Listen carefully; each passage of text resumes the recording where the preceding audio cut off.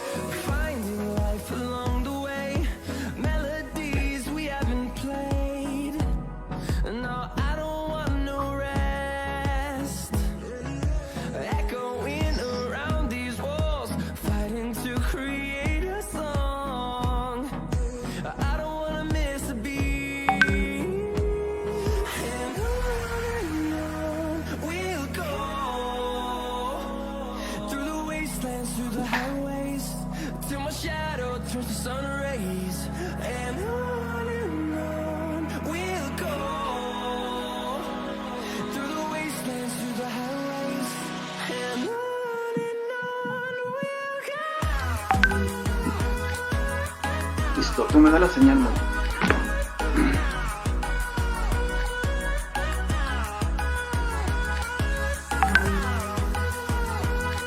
Tecnología.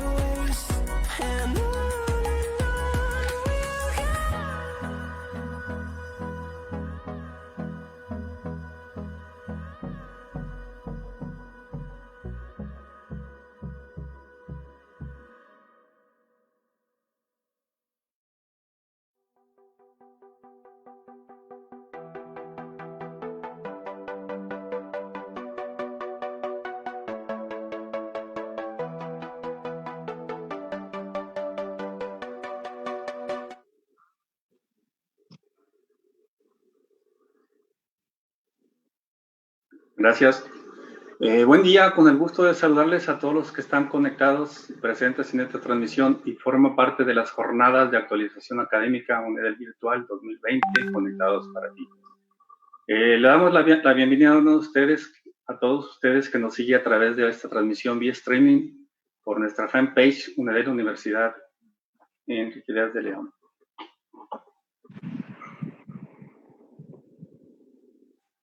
Rápidamente, los invitamos a que escriban sus comentarios, sus dudas o preguntas al finalizar la participación de nuestro ponente. Se abrirá una sesión de preguntas y respuestas. También los invitamos a que compartan esta transmisión. Es un gusto para mí presentarles a nuestro ponente, el arquitecto Juan Antonio Naranjo Hernández, quien tiene una amplia trayectoria en la arquitectura desde diferentes áreas y disciplinas. Este día nos va a compartir la ponencia virtual Challenges Urbana Hominis del latín el hombre y los desafíos urbanos. Interesante plática. Me voy a permitir leer un resumen curricular de nuestro distinguido invitado para que lo conozcan.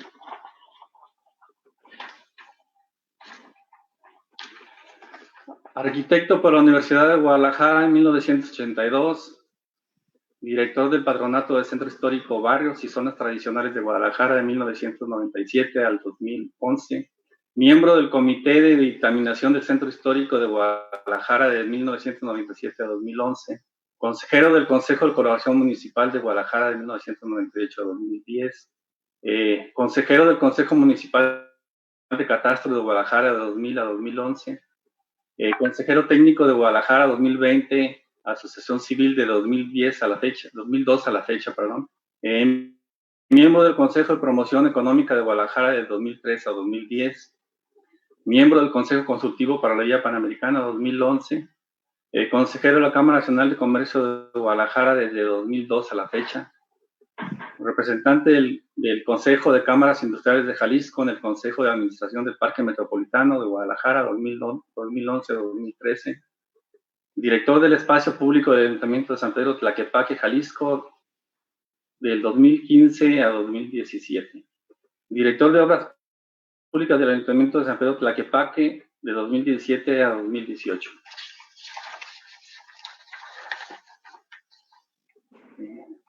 Algunas participaciones como director del Patronato del Centro Histórico de Guadalajara, Reglamento Municipal para la Zona de Centro Histórico, Barrios y Zonas Tradicionales de Guadalajara en 1997. Plan Rector del Centro Histórico de Guadalajara en 1998. Rescate y restauración de cuadritas, de las cuadritas de Fray Antonio Alcalde en 1998 al 2001. Integración del inventario municipal del inmueble afectos al patrimonio cultural urbano de Guadalajara 1998 a 2000. En conjunto con el INA, la Secretaría de Cultura del Estado de Jalisco y el Ayuntamiento de Guadalajara. Vía Recreativa de Guadalajara desde 2003 en conjunto con el Comude de Guadalajara. Plan Maestro del Casco Antiguo de Guadalajara 2004 en conjunto con la Coplaur Guadalajara. Reordenamiento de imagen urbana de 2006, 2.600 inmuebles del Centro Histórico de 2004 a 2006 a través del programa Pintemos Juntos a Guadalajara con el patrocinio de una marca de pinturas. El ordenamiento de imagen urbana de 100 inmuebles, de 400 inmuebles del Centro Histórico de 2010 a 2011 en conjunto con el Ayuntamiento de Guadalajara y una marca de pinturas. Restauración de la Rotonda de los Jaliscienses Ilustres en el 2006. Programa de Redensificación Urbana y Conservación del Patrimonio Cultural Urbano de Guadalajara del 2005 a 2011, el cual incluye la recuperación y restauración total de 32 inmuebles relevantes. Festival del Centro Histórico de Guadalajara 2002 a 2010, Plan de Movilidad para el Centro Histórico de Guadalajara 2011, Programa de Estacionamientos Públicos de Guadalajara 2011, Supervisor General de algunos proyectos y obras privadas. Supervisión General de Obra Planta Industrial Hewlett Packard en Periférico Sur en San Sebastianito de 1996 en el municipio de San Pedro Tlaquepaque. Proyecto Arquitectónico Ejecutivo y Supervisión Hotel Suites Aurea 2000 López Mateos y Avenida Conchita. Proyecto Arquitectónico Ejecutivo y Supervisión Hotel NH Guadalajara Centro Histórico en 2011 en Avenida Juárez el 16 de septiembre. Proyecto Arquitectónico y Ejecutivo, Supervisión Hotel Maestranza en 2013 en calle Madeo y Maestranza. Sin duda, impresionante trayectoria, arquitecto. Sin más, le agradecemos que esté con nosotros, que haya aceptado nuestra invitación. Sin más preámbulo, cedo el micrófono y la pantalla al arquitecto Juan Antonio Naranjo Hernández. Adelante, arquitecto. Muchas gracias, Jaime. Pues el gusto es mío de estar aquí con ustedes, compartir un rato con ustedes, los muchachos, los maestros, pues en un tema que a mí me parece que es muy actual y que provoca muchas controversias y que pues a lo mejor está provocando algún desánimo entre todos nosotros, porque pues es una situación nunca vista históricamente, las últimas 3 o 4 generaciones. Un asunto de estos nunca lo habíamos tenido. A nivel mundial jamás se había sabido de un problema de salud pública que tuviera que ver con todos. Todo el mundo es el que está metido en esto. Ha habido epidemias y ha habido otras cosas, las pestes y todo eso, pero fueron elementos localizados en continentes o países. Pero esta vez es generalizado y parece que va increciendo. En fin, le quisimos poner este nombre primero porque sí dice lo que queremos que diga. Y lo pusimos así medio raro, medio en latín, pues para llamar un poquito la atención para fijarnos sobre el tema, ¿no? La interrogante de qué rayos es esa cosa del challenge urbana homine. No es otra cosa más que cuáles son los desafíos para el hombre urbano a partir de todo este tema que estamos viviendo. Yo voy a dividir esto en 3 partes, rápidamente lo vamos a hacer para que nos ajuste el tiempo para todo lo que tenemos programado. Y en principio pues vamos a hacer una descripción general de lo que estamos padeciendo. Es un tema que es, no del todo se tienen ya los datos precisos de lo que está ocurriendo. Ya se ha cubierto después de aproximadamente 5 o 6 meses que tiene pues ya en el continente de nosotros y los últimos 7 u 8 meses en el mundo, pues se ha podido ir estableciendo cuáles son los patrones de conducta, si así se quiere entender, de esta enfermedad o de este virus o de esta pandemia, como la queramos llamar, y que bueno, ya tenemos nociones un poquito más claras de cuáles son los efectos que tienen las personas, cuáles son los factores de transmisión y por ende, cuáles deberán de ser los protocolos que en inicio se tenga para esto. Advirtiendo que pues en el tema de este tipo de microorganismos, que en realidad pues, hay mucha discusión, no son seres vivos, son elementos que tienen cierta información genética y que en realidad afectan las células de los huéspedes, es decir, nosotros que nos contagiamos, y que de alguna manera pues, modifican nuestra forma de tener salud y de tener una vida normal bajo diferentes cosas. Lo que yo quiero decir es que este tipo de microorganismos, como se les quiera llamar, mutan. Y entonces es muy probable que en los siguientes meses pues el virus pueda tener mutaciones tanto a favor o en contra del mismo virus. Es decir, muchos virus que han existido han tenido un ciclo en el cual pues, los organismos se van adaptando a ellos poco a poco y entonces finalmente no es que desaparezcan, sino que realmente ya no tienen ningún efecto sobre los organismos que anteriormente atacaban. Y esto es un tema de la evolución, habrá que esperar. No estamos diciendo que en 3 semanas o dentro de 1 año o dentro de 100 años, eso no se sabe. Lo cual sí es cierto, es que habremos de convivir con esta situación pues, por un largo tiempo.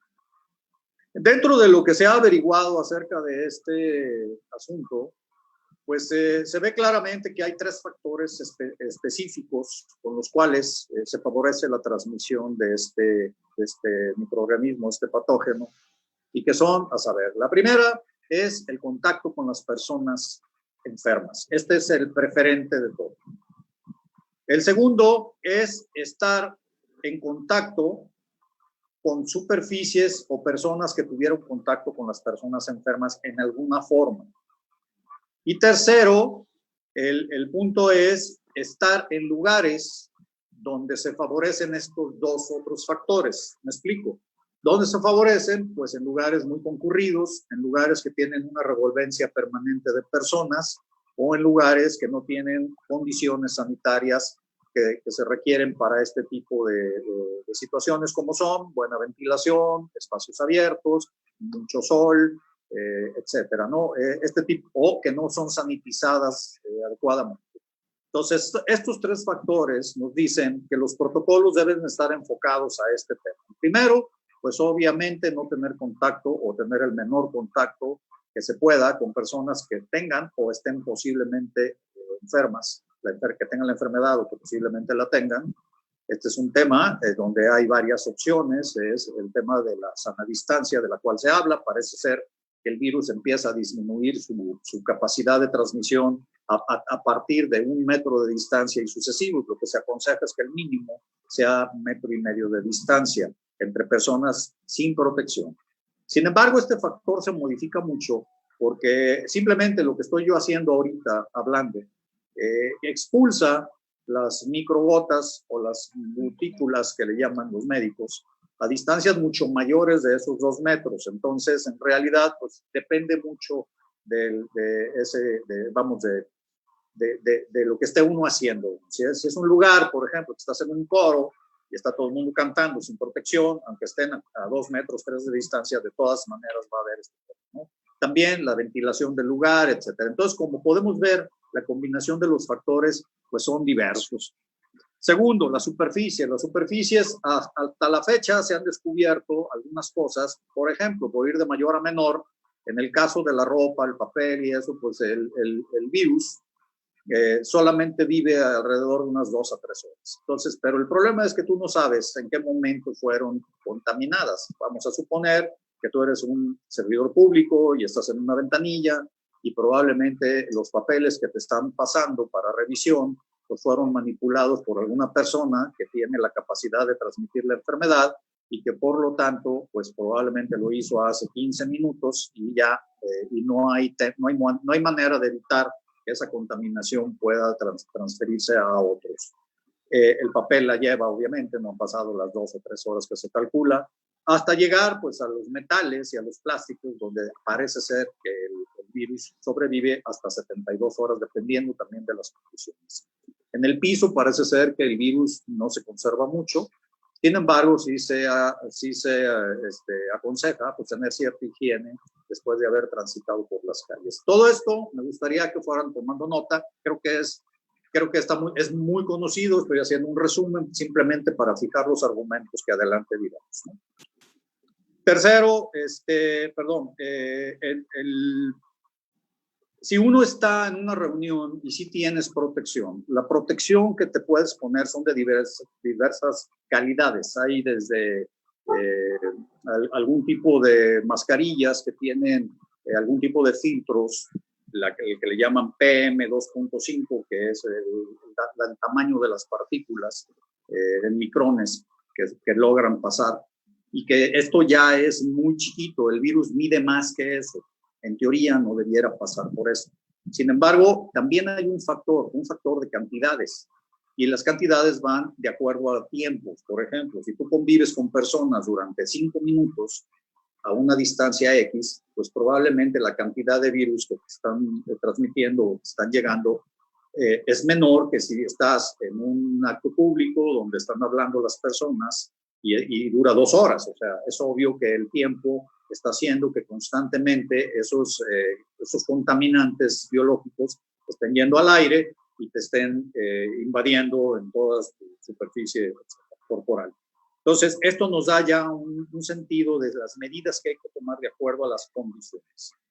Luego, el tema también de la capacidad que tienen las personas con respecto a enfermar o no, y en qué gravedad puedes estar. Obviamente, se ha llegado a entender que personas mayores de 60 o 65 años son más vulnerables que, por ejemplo, personas menores. Aunque esto no es una regla, porque luego se modifica también por los estados de salud.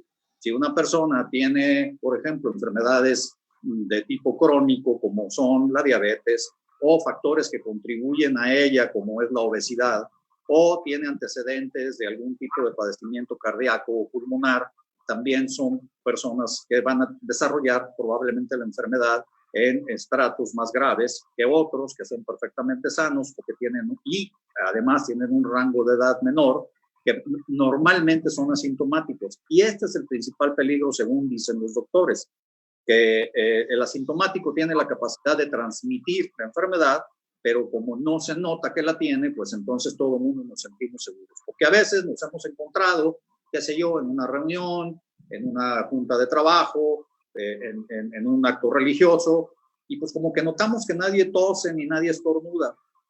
De todas maneras, hay una posibilidad, ¿no? Con los cánticos en las iglesias, con la persona que está hablando en la junta, pues hay la capacidad de transmisión de esto. Entonces, esto nos lleva, este es el primer punto, lo vamos a dejar ya, porque no somos doctores, somos arquitectos, y lo que nos interesa es realmente cómo nos afecta a nosotros este tema. Entonces, ya tenemos un marco con el cual poder trabajar nuestras vidas, y este es un segundo punto. Antes que arquitectos, somos seres humanos. La vida tiene que continuar. Hemos de convivir con esto, y es como convivir como cualquier otra cosa que sucedió negativa en el pasado. Hubo generaciones que enfrentaron guerras, y guerras prolongadas. Digo, no estoy hablando de las del siglo XX, que en cierta manera, aunque fueron muy letales y muy agresivas y espantosas, todas las guerras son espantosas, pues duraron a fin de cuentas 5 o 6 años. Pero, por ejemplo, en la época de las cruzadas, o en la Edad Media, o en otras épocas donde las guerras, o la famosa guerra de los 100 años, imagínense una guerra de 100 años, pues entonces esas generaciones tuvieron también que luchar contra esto. Y esto nos lleva a un tema. Asumámoslo, somos una especie totalmente resiliente. ¿Qué quiere decir con esto? Que podemos sobreponernos a este tipo de broncas. Somos tan resilientes que la especie humana, cuando ya tenemos una noticia de ello, cuando está en Europa, por ejemplo, cuando llega a Europa la especie humana, son hombres que vivieron la glaciación y no solo una, probablemente vivieron hasta 3 glaciaciones. La que se tiene registro más pesada es la última, pero anteriormente a eso debieron de haber oleadas de seres humanos que llegaron a Europa, sobre todo en los lugares del norte, donde las glaciaciones, que tienen una frecuencia de más o menos entre 10 y 15 mil años, con diferentes grados de severidad, pues están llegando constantemente al planeta por cuestiones exclusivamente astronómicas. Y entonces hemos sobrevivido a todos estos elementos. De 1 millón de años, más o menos, que se calcula que los primeros homínidos estuvieron por acá caminando el planeta, hasta la fecha, pues hemos transitado no sé cuántos eventos de estos, y que aquí estamos. Finalmente logramos evolucionar, fuimos trabajando nuestra capacidad, y acá estamos. Sin entrar en los temas religiosos, que después, bueno, hay que tener un respeto por las diferentes creencias. Pero en términos científicos, en ese punto. Entonces, aquí el segundo punto que me gustaría machacar: no nos desanimemos. La vida tiene que continuar con o sin coronavirus, como continuó con o sin guerras, o con o sin glaciaciones, o con o sin invasiones. Aquí en México, simplemente cuando llegan los españoles, en realidad la mortandad causada por los españoles a través de la guerra fue realmente ridícula comparada, por ejemplo, con la que los aztecas habían tenido. Los aztecas sacrificaban decenas, cientos de miles de personas por sus creencias religiosas. Y entonces, pues los españoles ni siquiera se comparan con eso. En los 300 años que estuvieron por acá en México, pues realmente, y esto no lo decimos porque hubiera habido un censo, simplemente observemos y veamos el mestizaje que hay. Quiere decir que sobrevivió el indígena en México de una manera como no sobrevivió en los Estados Unidos, por ejemplo. Esta es una de tantas leyendas negras que se tienen sobre este tema, que proviene de chismes, pues, entre potencias, y que se inventaron unos a otros bajo esto. Pero los hechos son los hechos. Ustedes vayan a Estados Unidos, los indígenas están guardados en reservaciones, y aquí todos los que tenemos mezcla, todos los que traemos al indígena dentro de nosotros, o es nuestro vecino, nuestro compadre, nuestro amigo, incluso hasta nuestro hermano, porque producto del mestizaje, pues algunos salimos multicolor. Y entonces, de alguna manera, pues tenemos esa información. Quiere decir que entonces, ¿de dónde vino toda esa mortandad que nos reportan, por ejemplo, en el sitio de Tenochtitlan? Viruela. La viruela vino a partir de un esclavo negro que tuvieron que dejar en la noche triste los conquistadores al salir de Tenochtitlan. Y por lo tanto, este negro se encargó de contagiar a toda la población, y fueron cientos de miles de aztecas que murieron por esta enfermedad. Y sin embargo, aquí estamos, mestizados y sobrevivientes de esas razas o de esos tipos humanos que para nada perecieron al 100%. Entonces, dejemos de preocuparnos por eso, hemos de transitar esto. Que nos podamos morir, por supuesto. Que la libremos, por supuesto. Habrá quienes mueran y quienes vivan, pero les aseguro que como especie humana vamos a transitar esto. Y por lo tanto, lo antes posible tenemos que reintegrarnos, porque hay cosas que no pueden esperar. El pan que hay que llevar a casa para los hijos, el trabajo para poder sostener la carrera, el trabajo para poder dar servicio a los demás, pues tiene que continuar. O sea, eso no puede parar. Y entonces aquí entramos, dicho esto, y arriba corazones, como dicen por ahí, no se me achicopalen, el mundo continúa, hay que entrarle con valor, pero con precaución, lo que hablábamos en la primera parte de la plática, hay que continuar.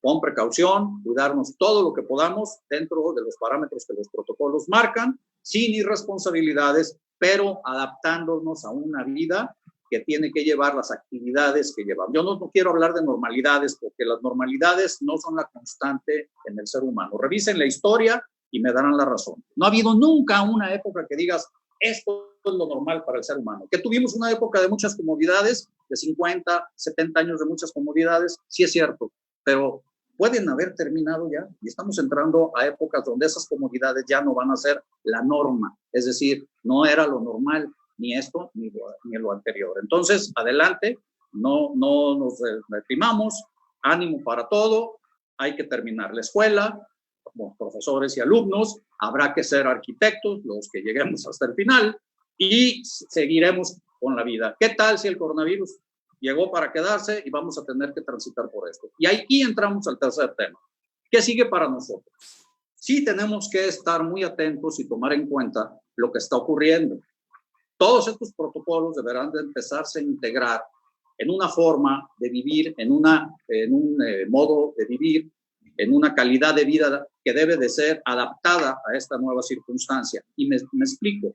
Evidentemente, las casas que estábamos nosotros haciendo, apartamentos, multifamiliares, deben de tener ya una corrección. Yo no estoy diciendo que tengan más metros cuadrados, sino que tengamos la capacidad creativa para entender que requieren más ventilación, darles una orientación adecuada, tener cierto tipo de materiales que puedan ser sanitizados con facilidad. En fin, hay muchísimas cosas que ya se están inventando.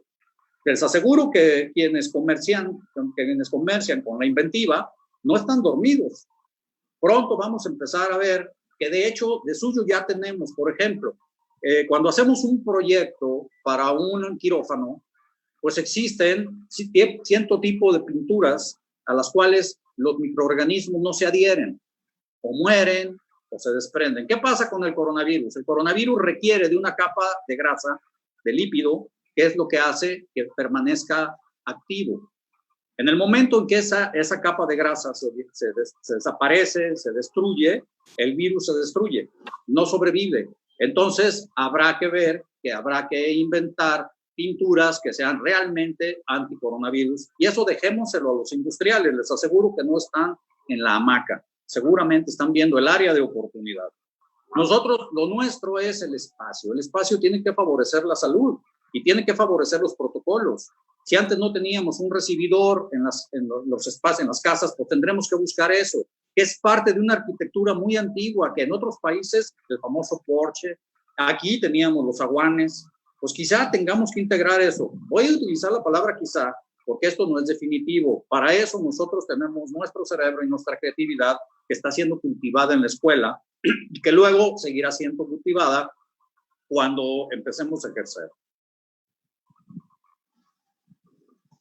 Siguiendo con eso, pues quizá los protocolos sanitarios tendrán que cambiar un poco el tipo de tuberías, el tipo de receptáculos para el agua. Es que tampoco el coronavirus es la única bronca que traemos. Simplemente aquí en el estado tenemos una bronca y en México tenemos una bronca gravísima, por ejemplo, con el dengue.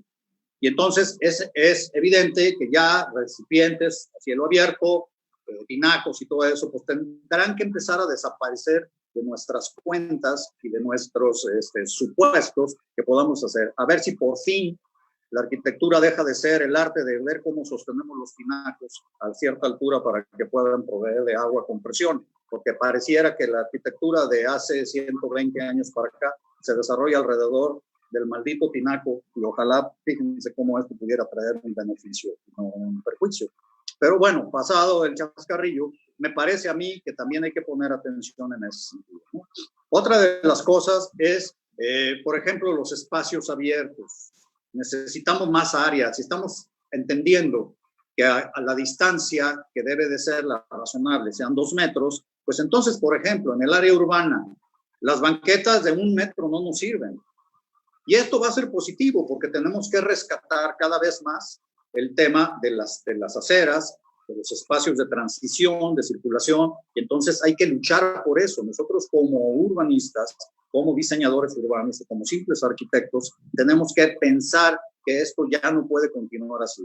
Y un factor que también nos va a ayudar es que evidentemente el transporte público tendrá que cambiar porque es un factor de contagio, cuando menos en los siguientes meses. Y en este momento, por ejemplo, en ciudades como París o como Londres, el ciclismo, es decir, el traslado en bicicleta, que es muchísimo más favorable a que no te contagies, está tomando un segundo aire que ya venía haciendo desde hace rato, pero que ahora está tomando un auge extraordinario. Y ahorita pues realmente me aflige mucho y me entristece pues todo este conflicto que traemos, por ejemplo en Avenida Guadalupe, que la gente no acepta este tipo de criterios. Seguimos insistiendo en el automóvil, que habrá quien te diga, pues es que es muchísimo más seguro tener tu coche y viajar, pero tendríamos que luchar contra esto porque realmente el espacio público tendrá que ser pues más generoso en espacios y en capacidades de recambio de oxígeno, etcétera, las áreas verdes y todo. Si ya lo sabíamos antes, hoy toma un nuevo derrotero. Y otra cosa importantísima, las escuelas. ¿Qué tan pertinente va a ser que las escuelas sean presenciales? Lo dejo ahí porque aquí estamos trabajando a través de las redes. Y parece ser que lo que viene adelante, amén de un montón de teorías conspiracionales que pues habrá que ver si son o no son ciertas, si no son ciertas, pues está robusteciendo esta forma de relación para ciertas cosas. Yo no soy partidario de una relación a través de las redes y de la telemática y de las transmisiones de los medios de comunicación. No, nadie está diciendo eso, pero quizás ciertas actividades tengan que ser desplazadas a este ambiente. Habrá que ver cuáles, no todas. El hombre es un ente social, necesita interactuar, pero para interactuar saludablemente tenemos que acotar los espacios en donde tiene y cuáles no tiene que ser esta relación interpersonal. Trámites de gobierno, clases, trabajo a distancia. Si somos inteligentes, esto podría liberar tiempo para las personas. Traíamos todo un conflicto entre el cuidado de los niños y las mamás. Hoy por hoy, las mamás están a cargo de los niños prácticamente 24 horas. Yo no lo veo tan negativo. A fin de cuentas, estamos regresando a algo que debía ser. Probablemente en los años siguientes, si superamos esto con inteligencia y con creatividad, esto va a dar un resultado social extraordinario, porque habrá una formación de las personas mucho más cercana con sus familiares, mucho más llena quizá de afectos que antes no teníamos. Y esto va a modificar también los diseños que hagamos. Los espacios destinados a esto, por ejemplo, yo aquí estoy sentado en una mesa con un par de cuadros, ustedes ni siquiera saben dónde estoy sentado, pudiera estar desnudo de la mitad para abajo si yo quisiera, sin ningún problema, pudiera estar en el baño. Sin embargo, no es suficiente como para transmitir. Esto lo hemos vivido quienes hemos estado expuestos a medios, por ejemplo, ustedes vieron algo de mi currículum, pues soy un servidor público desde hace muchos años y he atendido pues entrevistas de televisión y todo. Y te das cuenta que en realidad lo que se ve en la tele, para nada, es un cuartito móndrigo con 3 o 4 cosas ahí y lo demás se lo adicionan digitalmente. Entonces no es el tema es cómo vas a vivir, cómo vas a convivir con tu espacio. Es un área de oportunidad extraordinaria. Habrá que pensar en eso en los diseños. Obviamente hay que pensar en eso. Luego, la transición a una arquitectura para viejos es pregunta. No sabemos cómo va a modificar el patrón existente. Quizá el coronavirus haga que la sociedad se purgue de alguna manera, se pode. Triste, pero así es. Probablemente la esperanza de vida vaya a disminuir si esto no se resuelve. Pues es obvio, si tú tienes un enemigo pasando los 60 años, pues es obvio que lo tienes latente y que tus posibilidades de morirte de eso después de los 60 años pues van a aumentar exponencialmente a lo que hoy pasa. Entonces, probablemente, quiero pensar, habrá que analizar, leer los tiempos, estar atentos, no estar perdidos en la desesperación y en la depresión, sino ahorita debiéramos estar pensando qué va a pasar adelante y estarnos adelantando. La creatividad no tiene límite, esa sí no tiene límite de espacio, ni de horarios, ni de nada. Úsenla. Hay que estar pensando en qué va a pasar. ¿Será un mundo para puros jóvenes? Y en fin. Pues yo la dejaría ahí para la reflexión y pues esperamos tener pues más oportunidades de estas en el futuro. Muchas gracias. A ver, para informarles, podemos tener una pausa de unos 5 minutos. Por ahí nos llegó algunas preguntas, arquitecto, a ver si me las puede contestar, de algunos alumnos de la Sí, con mucho gusto. Entonces, 5 minutos y ahorita regresamos. Gracias. A sus órdenes.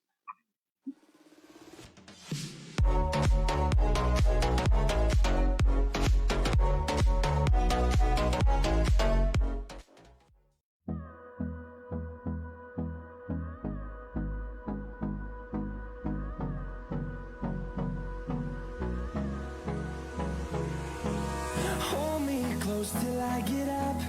Time is barely on our side. I don't wanna waste what's left.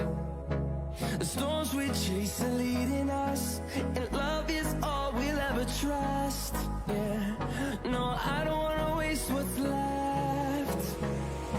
And on we'll go, through the wastelands, through the highways, till my shadow turns to sun rays. And on we'll go, through the wastelands, through the highways, and on we'll go.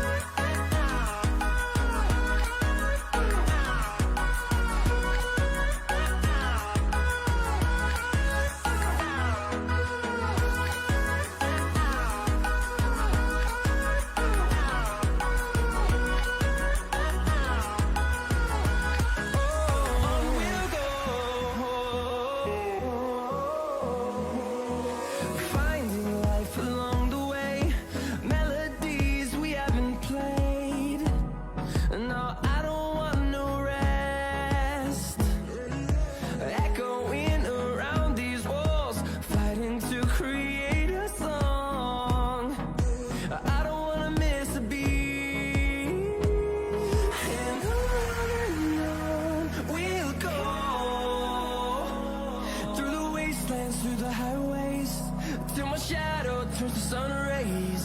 And on we'll go, through the wastelands, through the highways, and on we'll go.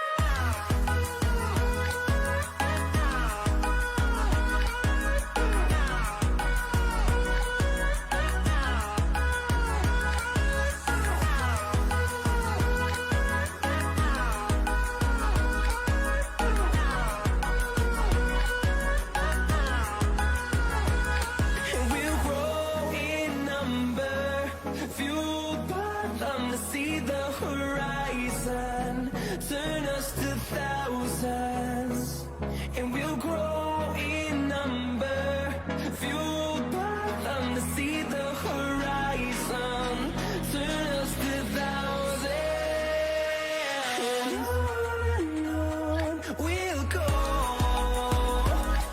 through the wastelands, through the highways, till my shadow turns to sun rays. And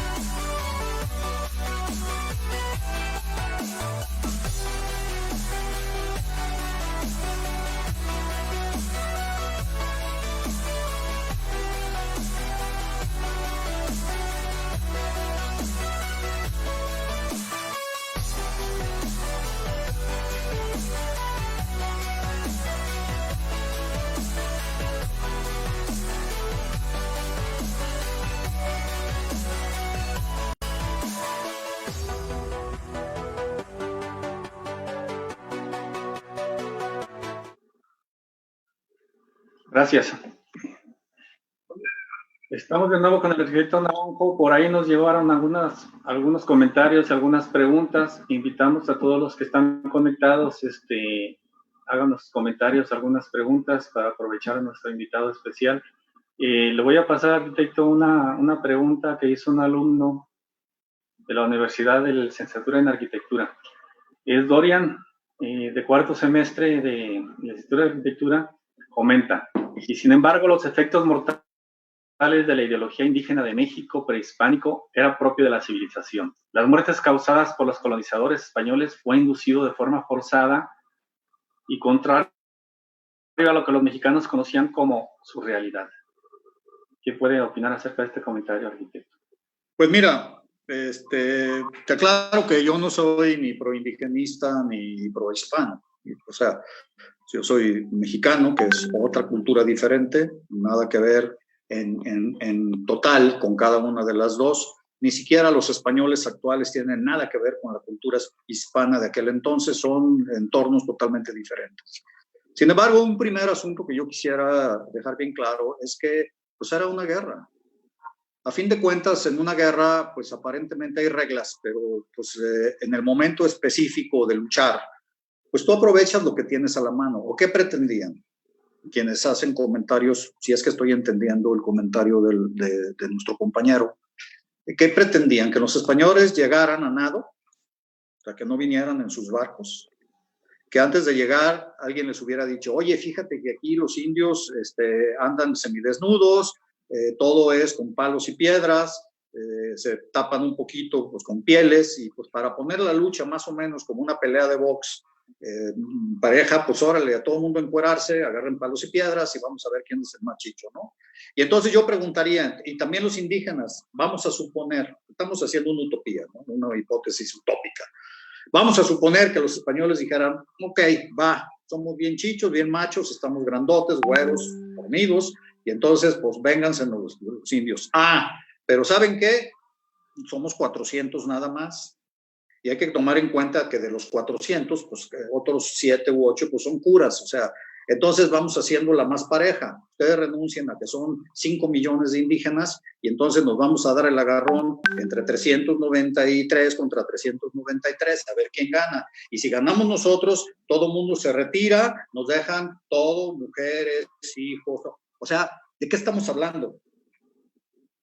A veces nosotros tenemos un análisis de la historia con una visión que no aplica. No aplica. Entonces, la brutalidad que seguramente existió en un estado de guerra, pues es natural. No ha habido una sola guerra que sea así como las platicamos ahorita en esta hipótesis utópica. No existe. Entonces, dejémonos a un lado ese tema. Claro que los aztecas tenían una idiosincrasia. Claro, tenían una idiosincrasia de sacrificar a otras personas, de dárselas a los dioses, de comerse a esas personas, lo cual está perfecto. O sea, debemos de agradecerles entonces a los españoles que hoy los domingos, quienes vayan, vamos a misa, y los que no, pues entonces, ¿por qué no nos vamos a la Plaza del Zócalo a ver los sacrificios humanos? Y sirve que ahí comemos de una vez el pozole, que seguramente era como se preparaban estos cuerpos. Hagamos un análisis sensato, sereno, y veamos que quienes ganaron fueron unos y los otros fueron perdedores. Pero también no hay que dejar de reconocer que la forma de colonización de los españoles dista muchísimo de la de otros pueblos. Y hoy por hoy somos una fusión cultural y de razas que es una nueva forma de hacer las cosas, es una nueva visión. Ya ni es la indígena ni es la española, es una fusión de ambos. Y hoy por hoy pareciera que sigue existiendo ese antagonismo que desapareció hace al menos un par de siglos o 3. Gracias, arquitecto. Por aquí tenemos otro comentario. La arquitecta Ethel González Bros, docente de la licenciatura en arquitectura, hace el siguiente comentario. El director de la empresa fabricante de bicicletas Shimano en América Latina prevé el aumento del 30% de venta de equipos para el próximo año, ya que la contingencia sanitaria provocará que se cambie la movilidad individual. Va a aumentar la cuestión de ciclovías, ciclopistas, ciclopuertos, y como ha sucedido pues en otros países europeos.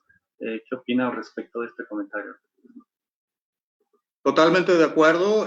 Digo, si alguien puso atención por ahí a una parte del disque currículum mío, bueno, pues que no es más que una lista de cosas que me ha permitido la vida hacer. La vía recreativa fue traída a Guadalajara por Guadalajara 2020, que es un organismo de una asociación, organismo de la sociedad civil. Yo llegué a ser vicepresidente de esta y nos tocó traer la vía recreativa. Me parece que cambió los patrones de movilidad de la ciudad. Se vino hacia arriba una actividad que estaba totalmente deprimida. Durante años la gente no usó sus bicicletas. Yo recuerdo los primeros días de la vía recreativa, pues veías un montón de bicicletas desconchinfladas que se veía que las acababan de volver a sacar de por allá, de no sé dónde, de la bodega que las tenían, o arriba en la azotea, ve tú a saber. Y ahora pues hay toda una cultura del ciclismo, afortunadamente, en Guadalajara particularmente y en general en Latinoamérica y en México. Yo pienso que esto es positivo y estoy de acuerdísimo con la compañera profesora de que efectivamente este tema va a tener un resurgimiento, pero siempre y cuando nosotros aceptemos que no estamos muertos, que la vida continúa y que tenemos que encontrarle una manera de vivirla que va a ser tan buena como querramos, como era la anterior, de buena, no exactamente como era. Si seguimos aferrados a los patrones del pasado, pues seguramente seguiremos sufriendo como estamos. Muchas gracias, arquitecto. Un alumno, Alejandro Javier Chavira, comenta: buen día, ¿qué medidas se deberán considerar en materia de seguridad y salud para continuar con las obras de construcción? Pues mira, está demostrado, nosotros acá en el ayuntamiento que estamos trabajando, pues no paramos obras. Y la realidad, no hemos tenido reportes de ninguno de los contratistas de casos de coronavirus. ¿Qué estará incidiendo? Los albañiles, nos dicen que cuando llegamos con los albañiles hasta los alacranes se mueren, ¿no? Pero tampoco le vamos a apostar a eso. Yo creo que hay que tener medidas de seguridad y de salubridad mínimas. ¿Por qué? Pues porque de suyo el trabajo que hacen nuestros operadores, nuestros operarios, pues es un trabajo que implica pues meterse y ensuciarse las manos y todo. Yo pienso que ellos en lo particular deberán de ser reeducados en este sentido y que en los traslados, en los momentos en que se termine la labor del día, pues a lo mejor lo que tenemos que hacer nosotros es proveer de los medios sanitizantes que en obra se puedan tener. Nunca lo hemos visto, pero pues sí, tenemos de repente un sanitario por ahí rentado. ¿Por qué no pensar en algunas regaderas? No sé si eso sirva, habrá que consultar con los especialistas. Cómo sanitizarte antes de irte a tu casa para no llevar el contagio hacia allá, etcétera. Tener un protocolo también de acceso a la obra para ver si alguien tiene o no los síntomas. Yo pienso que se pueden tomar medidas de acuerdo a lo que es la actividad. Para eso necesitamos ser creativos.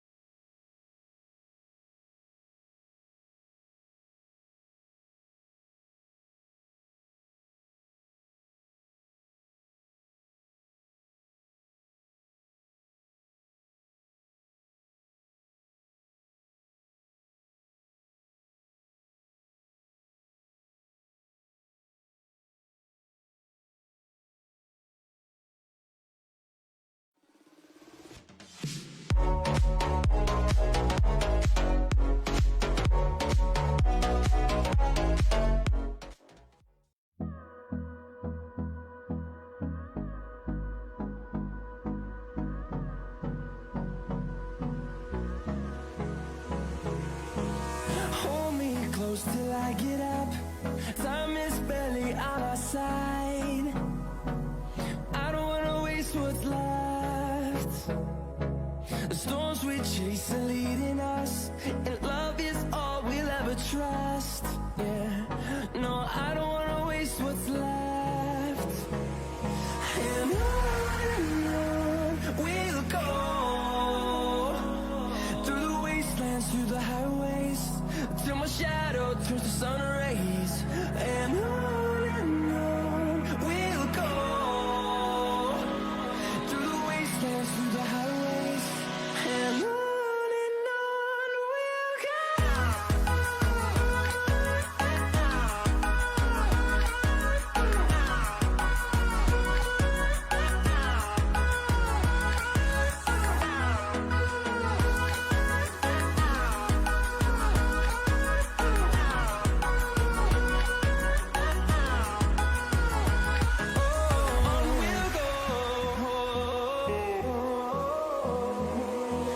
Finding life along the way, melodies we haven't played.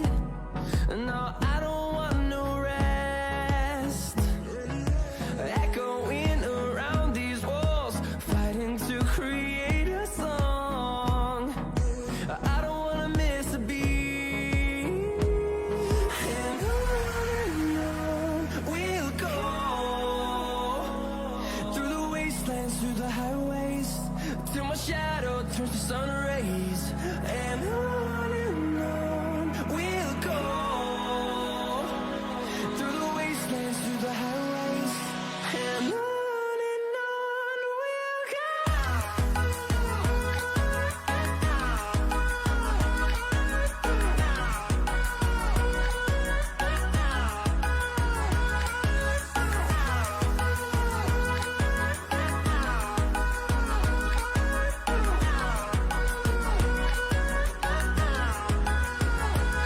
And we'll grow in number, fueled by them to see the horizon, turn us to thousands. And we'll grow in number, fueled by them to see the horizon, turn us to thousands. And on we'll go through the wastelands, through the highways, till my shadow turns to sun rays, and on we'll go through the wastelands, through the highways, and on we'll go.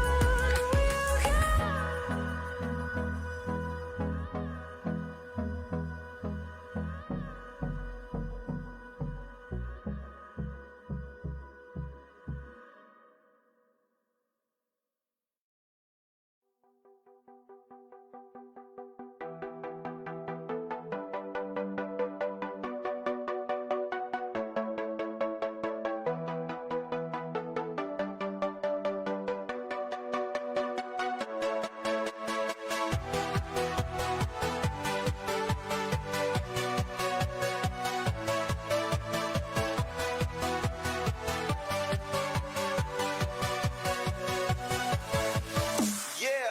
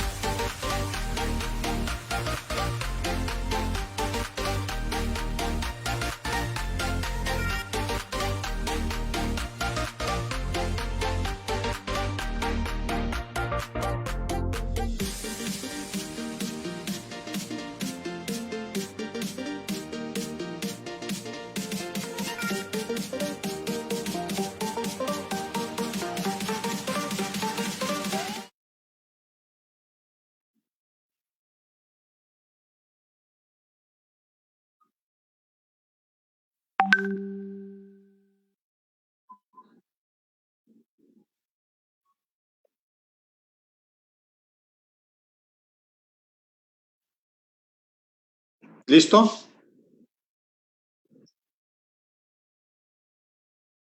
Ok, continúo como estaba. Perfecto. Bueno, pues sí, nos quedamos en este punto donde, pues sí, efectivamente, pues hay una nueva cultura y que habrá que seguir abundando en este tema. No sé en qué parte se cortó, porque tuvimos un problema técnico, pero pues de acuerdísimo con la compañera profesora. No sé si hay más preguntas. Me gustaría saber si alguien nos hace el favor de transmitirnos las preguntas, porque no tengo aquí esa entrada. Entonces, ok.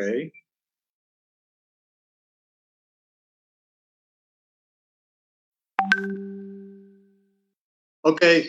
Invitamos a seguir haciendo sus preguntas, por favor. Tuvimos un pequeño problema técnico, pero continuamos un rato más para ir introduciendo las preguntas a través del medio que lo estaban haciendo.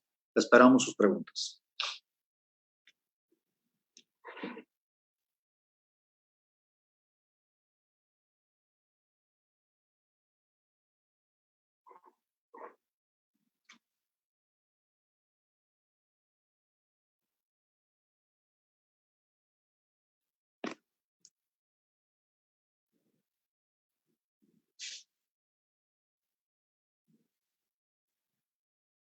Nos habíamos quedado en la de las bicicletas. No sé si eso te dé algún norte.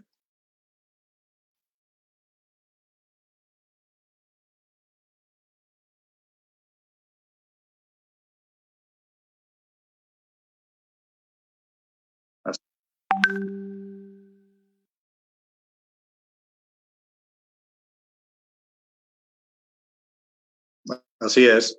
En mi concepto, la ciudad debiera ser más agresiva con el tema de las bicicletas.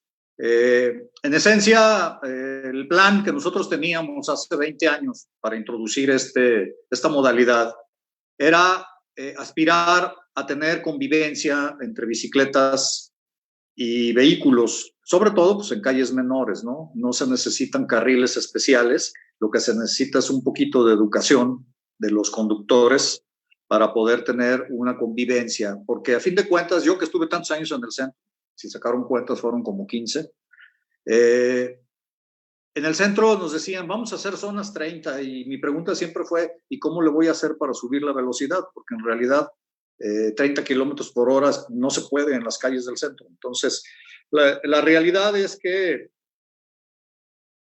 hay una alta, ¿cómo le podríamos decir? Una alta área en las ciudades que es factible de hacer una convivencia entre ciclistas y automovilistas sin tanto cuento y tanto tema de ciclovías. Esto pues, se ha tenido que implementar por la falta de educación vial que tenemos nosotros, pero en esencia, si tú vas a ciudades pequeñas en Europa, en alguna vez por ahí que estuve en Verona, y por ahí tengo una foto, no sabía que venía la pregunta, si no la hubiera traído aquí para que la vieran. Se ve un ciclista en una calle, es un callejoncito, pues imagínense Verona, y viene un camión de turismo detrás.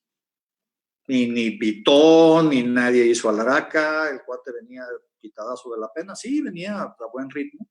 Y entonces, pues se puede coexistir, es cuestión nada más de hacernos al propósito de esto, ¿no?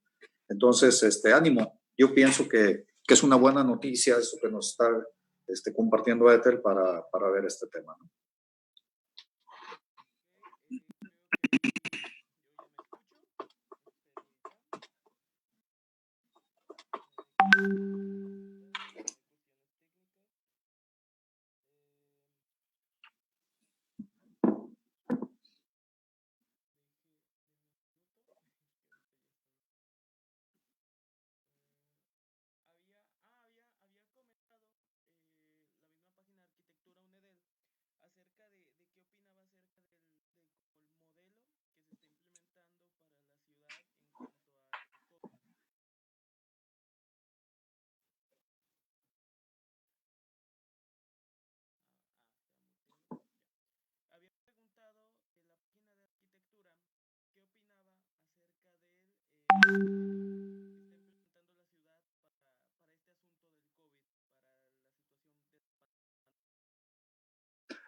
Pues mira, a mí me parece que aquí hay dos extremos, ¿no? Al principio, en los primeros 100 días, pues la ciudad se sumó junto con el Estado, pues a un escenario que hay que conceder que en ese momento no se tenía tanta información como el día de hoy, en el cual pues parecía prudente hacer un aislamiento al 100% de las personas, que efectivamente, si ustedes revisan todas las gráficas de esos 100 días iniciales, pues se mantuvo el nivel de contagios prácticamente plano. O sea, subió un poquito y luego se mantuvo en una constante, que obviamente pues es el remanente de personas que no quisieron meterse a sus casas y aguardar a que pasara esto. Pero a la vista de que esto no va a pasar, pues la vida tiene que continuar. Yo pienso que el gobernador, pues sí, es cosa de su personalidad. A mí me parece que tiene una personalidad muy peculiar. Pero la decisión es correcta. O sea, a fin de cuentas no nos tenemos que suicidar por esta situación.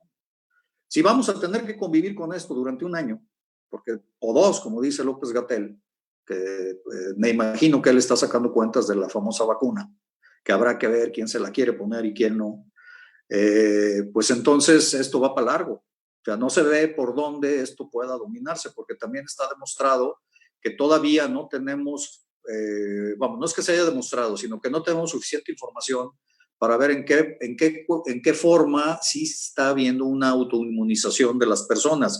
Según lo que yo he leído, a menos de que alguno de los compañeros me saque del error, hasta el momento no se ha observado que haya una inmunidad. Es decir, la enfermedad puede repetir, probablemente repita con menos severidad o quizá con más, no sabemos. Pero el caso es que hasta la fecha, ni medicamentos que sean efectivos para que tú en tu casa agarres una pastilla, te la tomes, como el caso de los antibióticos, que te tomas 3 días o 5 días un antibiótico y la infección desaparece. No existe tal cosa. Todos los medicamentos hasta la fecha, lo que hay noticia, son para mitigar los efectos o para disminuir el tiempo de virulencia de la enfermedad. Sin embargo, no hay cura. Una cura que tú digas, me tomo este tratamiento y muerto el virus, yo ya no tengo problemas de ninguna manera. Y tampoco hay inmunidad.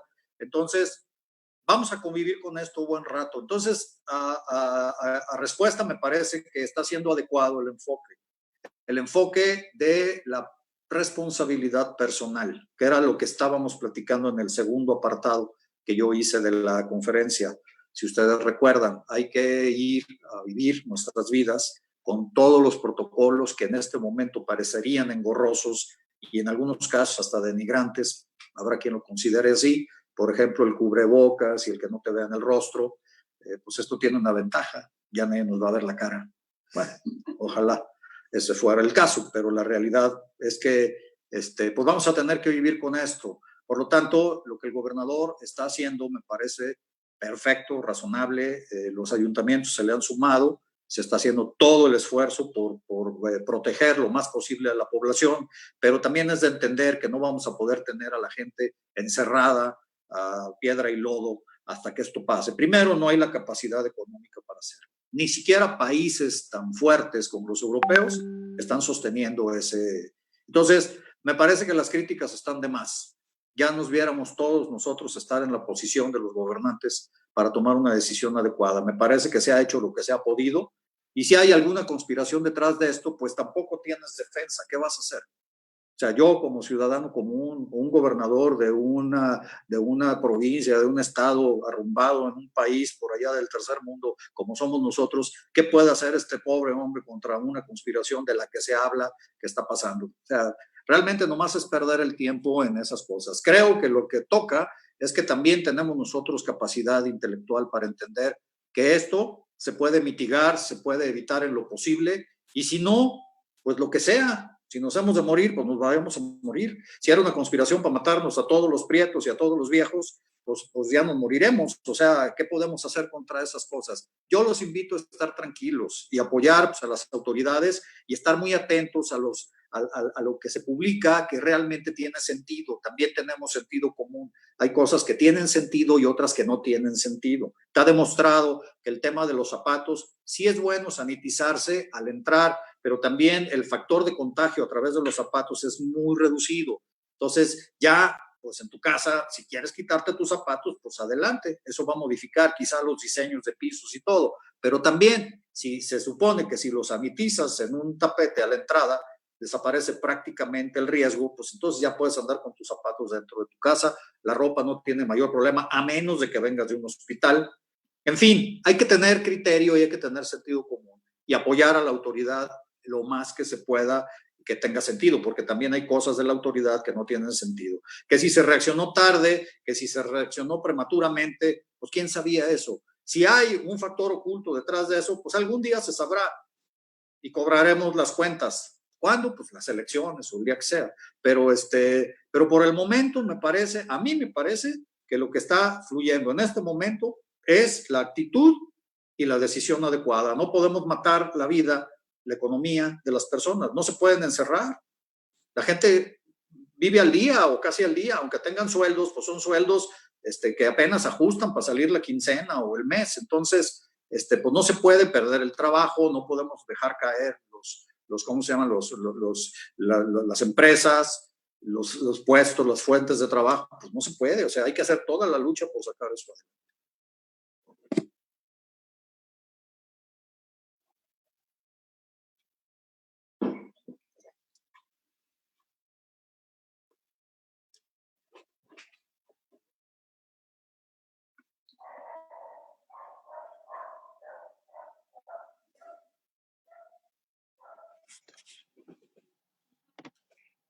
Bien, ahorita las personas ya deberían estarme escuchando. Vamos a seguir con una última pregunta hecha por el arquitecto a través de los comentarios antes de despedirnos. Esta pregunta reza de la siguiente manera. La busco. Dice, de acuerdo a su opinión y bajo esta situación del COVID, habría que agregar de forma necesaria, entre comillas, u obligatoria, algún tipo de nuevo espacio en la arquitectura. ¿Cuál sería? Yo pienso que ante las condiciones de poca movilidad, sí se requeriría, por ejemplo, tener algún espacio, aunque fuera pequeño, pero de una manera arreglado más adecuadamente. Y me voy a hacer referencia a algo muy, muy concreto.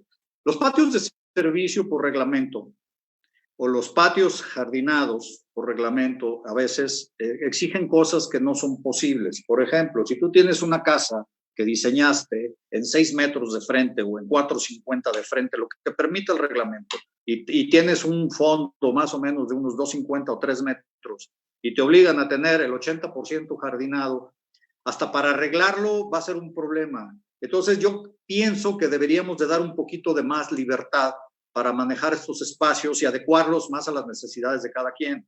Si lo que requiere son pisos duros para ciertas actividades, pues habrá que definir que puedan ser filtrantes y nada más, pero no estar insistiendo en el mugre jardincito del frente que nadie puede tener mantenido, que termina siendo un espacio de pura tierra, y el de atrás, que también nadie va a arreglarte un jardín de 2,50 por 2,50, o sea, realmente es un trabajo que no está en la mente de nadie. ¿Para qué hacer tonterías? Todo el mundo hace lo que le da la gana con estos espacios. Entonces, yo empezaría por sí hacer en los diseños un espacio muy, muy ventilado, muy transparente, que pudiera servir como elemento de convivencia a los miembros de la familia. Yo pienso que ese es el espacio importante, más que otros. ¿Qué puedes añadirle de más? Más bien me parece que habrá que revisar lo que yo decía al principio, ventilaciones, asoleamientos, y eso tiene que ver mucho que nuestros arquitectos jóvenes, por desgracia, no toman mucho en cuenta, quizá por un poquito de defecto en la enseñanza de la arquitectura, donde no se toman en cuenta todos los factores. Prácticamente de unos años para acá, ¿qué te puedo decir? De 20 años para acá, el fachadismo ha tomado control de las propuestas arquitectónicas. Quizás sea producto de que tenemos una gran capacidad para representar en 3 dimensiones nuestras ideas, y eso le da mucha relevancia. Entonces trabajamos para el render, y esto me parece a mí nefasto. Las fachadas corresponden siempre a factores técnicos y luego viene la creatividad para hacerlos equilibrados, bellos y de alguna manera aportantes a una imagen externa de la arquitectura, por ejemplo. Y entonces ahí juega mucho la orientación del terreno, juega mucho la ubicación geográfica, juega mucho el entorno, si es un entorno arbolado o es un entorno donde las casas están a esta distancia, frente con el frente, a las alturas que te permite el reglamento.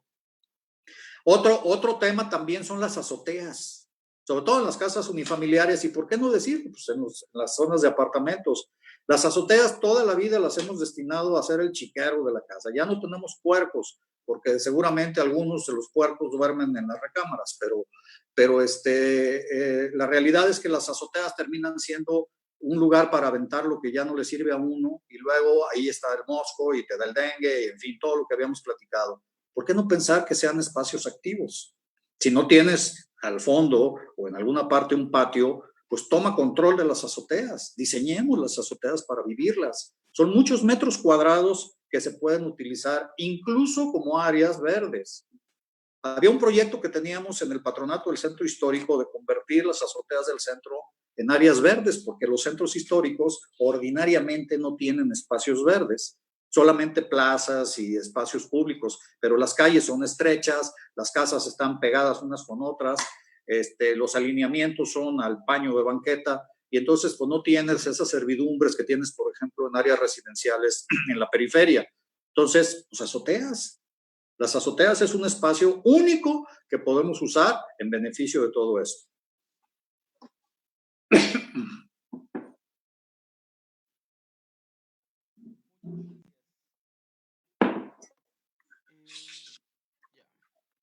Muchas gracias por esto.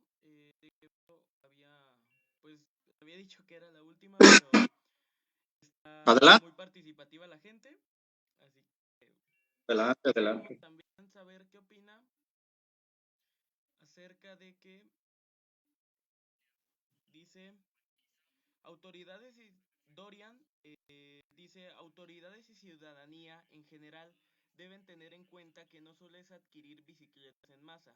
La decisión lleva de por medio la necesidad de la aplicación de una cultura bien generalizada en áreas que la interacción urbana sea un beneficio funcional y no un conglomerado de problemas. Posiblemente se requiera reforma en reglamentos de vialidad, zonificación y obviamente cambios en vialidades y equipamiento urbano.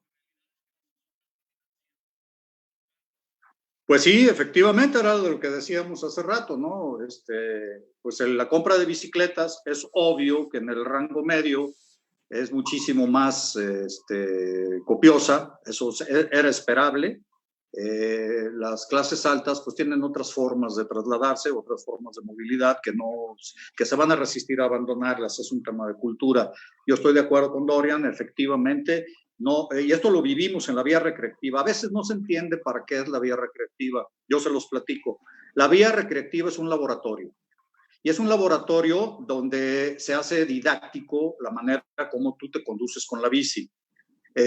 Con frecuencia, sobre todo ciertas generaciones que tuvimos bicicleta recreativa durante muchos años y que no nos importaba mucho cómo usarla, pues teníamos la idea de que con la bici se vale todo, ¿no? Pero cuando tú la montas ya en una vía de movilidad general o en una vía de movilidad urbana, tienes que conducirte con las reglas. Hay semaforización que hay que respetar, hay sentidos de la calle que hay que respetar, hay cierto tipo de elementos que tienes que vestir para que puedan ser observables, sobre todo en ciertos horarios. En fin, hay un montón de cosas que tenemos que trabajar y eso solamente se hace haciéndolo. Y para esto es la vía recreativa. Yo pienso que este ejercicio que nosotros fuimos pioneros aquí en la ciudad, o sea, la ciudad de Guadalajara, no nosotros como personas, nosotros como ciudad fuimos pioneros aquí en el país, pues llevamos una delantera extraordinaria, ya vamos por ahí de 15 años de la vía recreativa, donde este trabajo se ha hecho bien y que ahí es un semillero, es un laboratorio de formación del futuro ciclista que va a tener que usar la ciudad, pero con una disciplina y un rigor, ¿cómo le podríamos decir? técnico, lo podemos decir, porque pues, para un automóvil, para saberlo conducir, pues requieres toda una práctica y una teoría. La bicicleta es menos complicada, pero también tiene sus parámetros de aplicación. No es libre, yo no me puedo trepar a las banquetas, irme detrás de la gente, que todavía vemos ese tipo de ¿cómo se llama?, de conductas que hay que ir quitando, y sobre todo en la convivencia con el vehículo, donde va en riesgo tu vida. O sea, estoy de acuerdísimo con Dorian, debe de haber todo un trabajo en eso, pero afortunadamente tenemos la vía recreativa. Quienes tengan hijos pequeños, quienes tengan parientes, sobrinos, etcétera, recomienden la vía recreativa. La vía recreativa es un lugar seguro donde se puede trabajar todo esto y enseñar a los futuros usuarios y a los actuales usuarios a usar la calle con la bicicleta y con los vehículos.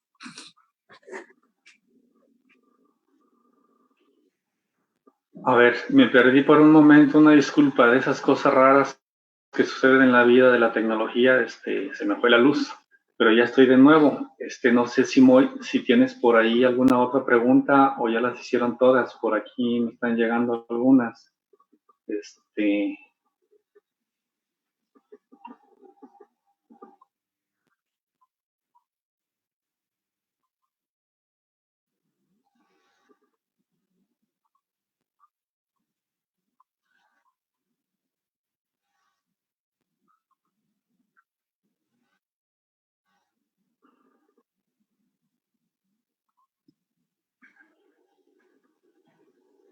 No, no me ha llegado ninguna otra.